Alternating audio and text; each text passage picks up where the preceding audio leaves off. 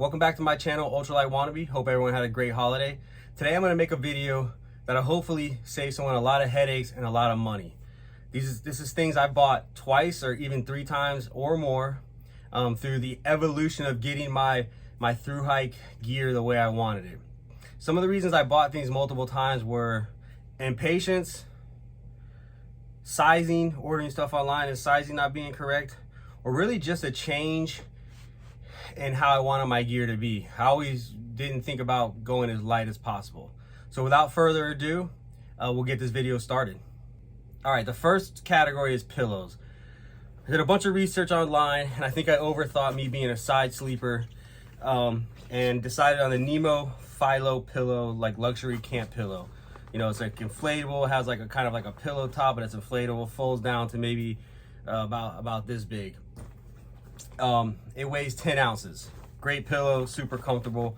But because I sleep with this weird angle with my arm underneath my head and the pillow in between it, it was great, but it really wasn't anything better than the 2-ounce pillow. So after using this pillow for a couple times, I end up deciding on the, Sea to Summit lightweight pillow, which weighs 2 ounces.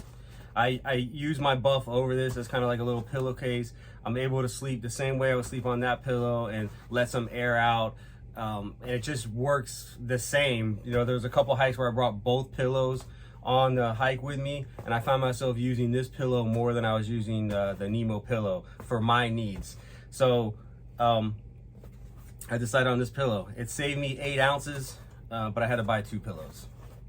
I'll put the weights and everything up over here, and this little change ended up costing me this amount of money. Boom. The next category will be headlamps, and I think at one point I had a obsession with headlamps. But the first headlamp I bought was the Black Diamond Revolt 350, and obviously I changed out the cordon to make it a little bit lighter. It really just was more than I needed, and it weighs 2.8 ounces. So I decided to get a lighter one after watching other people's videos and doing some reviews. And the next lamp I got was the Black Diamond Spotlight 350.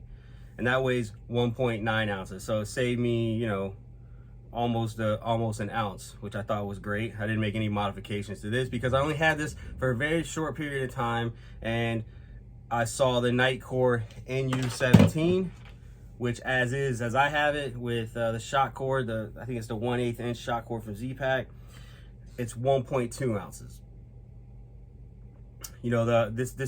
This lamp right here has on low 150 hours. It's on mid strength it'll light for 70 hours. On a high 6 hours. It's rechargeable, which I'm bringing battery packs to recharge it. I used this on my my Berryman Trail through hike in Missouri, and did about 3 hours of night hiking with it. It was fine. There were no issues with it at all. So for everything I need, this was the headlamp I ended up going with. So at a grand total, being impatient and not figuring out what I wanted before I bought these headlamps cost me, boom. All right, the next category is sleeping pad. This one hurt. So again, about a year ago, I was really concerned about sleeping with sleeping pads and did a bunch of research about side sleepers, and I saw a couple people recommending the Sea to Summit Etherlight XT large. This is the 72 by 25 inch pad. Used this a few times, really great. It was actually a little bit more of a pad than I needed. I found out that even though I do toss and turn, I wasn't using all the pad. It was definitely taller than I need. I'm 5'9", so but the main thing when I started fine-tuning my gear was the weight of this. The weight of this pad is 22.8 ounces. And has a R value of 3.2. So the fact that it weighed 22.8 and had an R value of 3.2 were concerns for me, especially since I'm starting in February 15th on the trail. So I basically ended up deciding on the mat that a lot of people use, which is the Thermarest Neo Air X Lite. Not only does it have a higher R value, it has a 4.2 R value. I have I still got the wide version of this. And the regular wide version. I still went with the wide just because I was just a little bit concerned still. And this as is weighs 15.3 ounces. So this is a newer upgrade. I just was looking at a way on my app to save weight, and I was just worried about being cold out there, I'll be honest with you. So I ended up deciding to go with this pad right here. This little indecisiveness cost me this much money. All right, we'll talk about cooking systems. So starting off backpacking before I've always backpacked in camp, but I never really thought about a thru hike. I had the Jetboil Micro Mo. Great, use this, love it. This weighs as is. This is without the gas canister, 12.5 ounces. When I started getting into looking at this thru hike, I saw everyone using the smaller pots and the MRS stoves or MSR stoves, whatever they're called. So I started looking at that route. So I originally decided on the Toaks Titanium 900 milliliter pot. I kind of thought like, oh, I'm gonna do some cooking in here and make all this cool stuff on the trail. And as I started doing shakedown hikes, I realized like this is way more than I needed. And I found out that I don't cook in my pot. It's just not something I do. At the most, I'll drink some coffee or tea out of it. I don't cook in my pot. So I went down to the 750, which I think is probably the most versatile pot. Like if I could only own one pot to do all different types of backpacking, it would probably be this one. And did a bunch of hikes with this, loved it.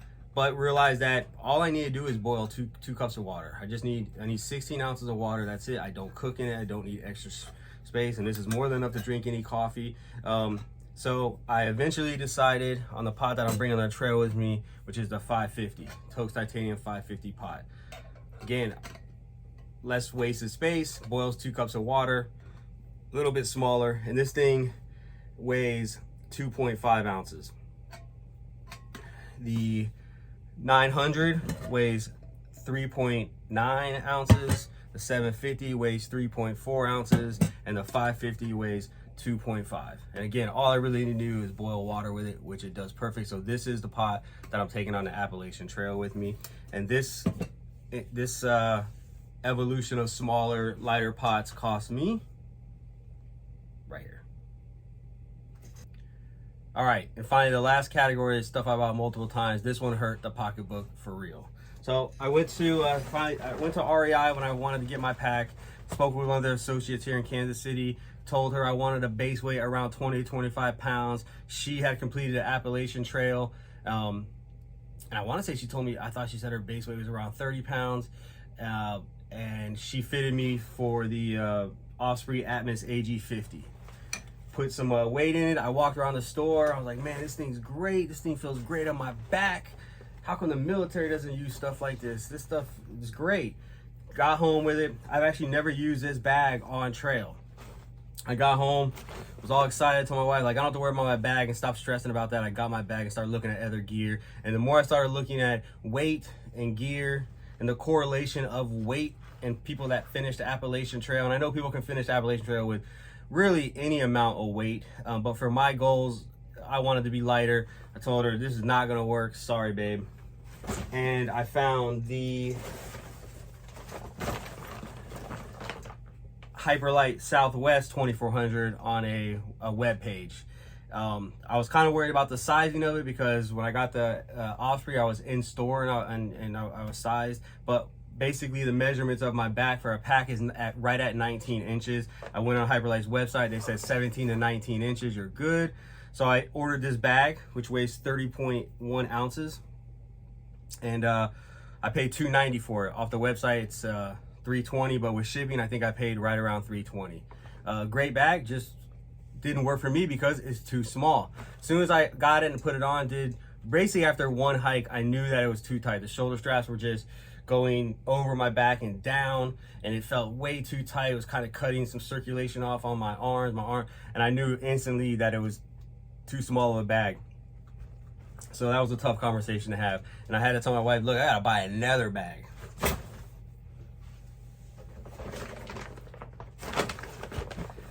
After buying the first 2 bags, watching tons of more videos and reading some articles, I ultimately decided on the Ultralight Wind Rider 2400. This bag weighs 29.9 ounces and cost me $320. I've made some modifications to this bag.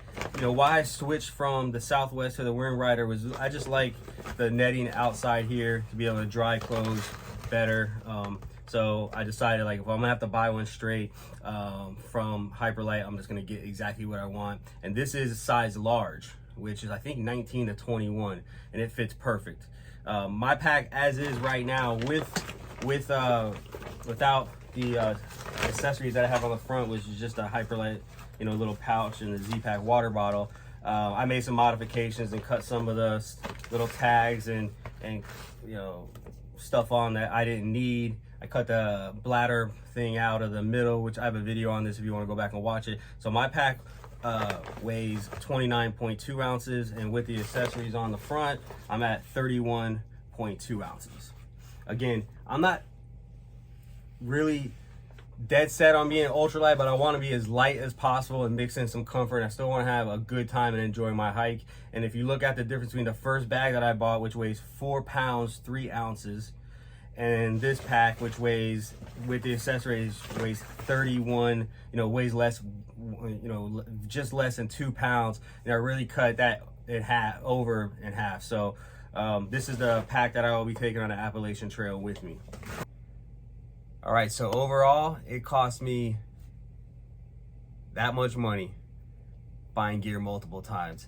And I think if I would have slowed down, really figured out what my goals were for the hike, and been a little bit more deliberate on buying gear, I could have probably saved myself a little bit of money.